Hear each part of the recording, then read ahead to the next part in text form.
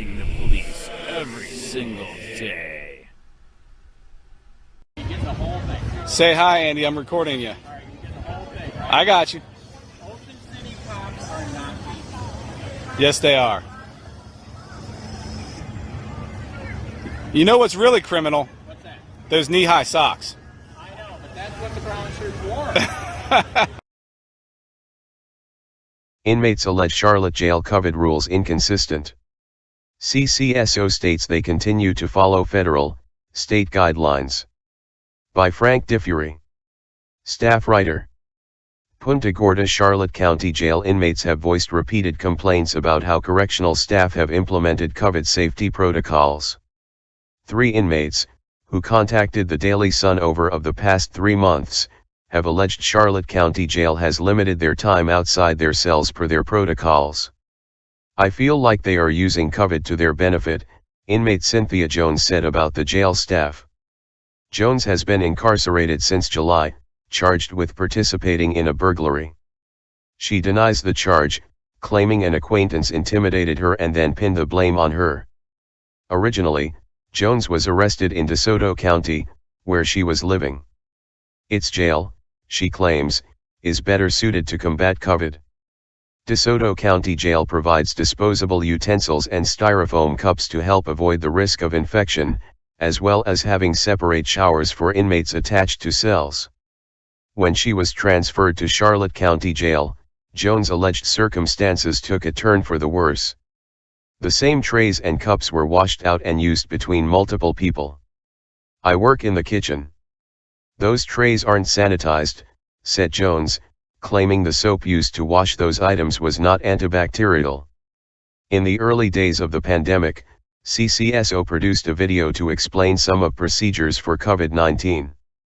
Those procedures include separating inmates into 2 tiers for alternating time outside of cells, limiting the number of inmates in the recreational yard to 9 at a time, and sanitizing cells between occupancy. The correctional officer in that video, Lieutenant Tabitha Carter, was promoted to captain in 2021. Jones and other inmates allege social distancing is not consistently enforced not only in the yard, but also not enforcing a 4-person table rule in the jail's cafeteria. CCSO previously noted incoming inmates are quarantined for 14 days upon arrival at the jail. Inmate Lori Williams alleged the quarantine is not always 14 days. Sometimes, inmates will be quarantined with new arrivals, at which point, the quarantine count starts over with the 2 people. Williams claims her quarantine lasted 17 days after another inmate was added to her space a few days in. It's like this place is still trying to figure out jail, Williams said. The Daily Sun received a statement from Charlotte County Sheriff's Office. We continue to follow the best protocols and most professional management of COVID precautions, Bureau of Detention Commander Major Norman Wilson said in a written statement. The inmates claim masks are only provided to them when they are at their workstation and say corrections officers often did not wear masks when on shift. When Jones received a vaccination against COVID-19, she said that she suffered a serious allergic reaction. She alleged it took until 4 a.m. the next day before the medical staff responded to her request for treatment.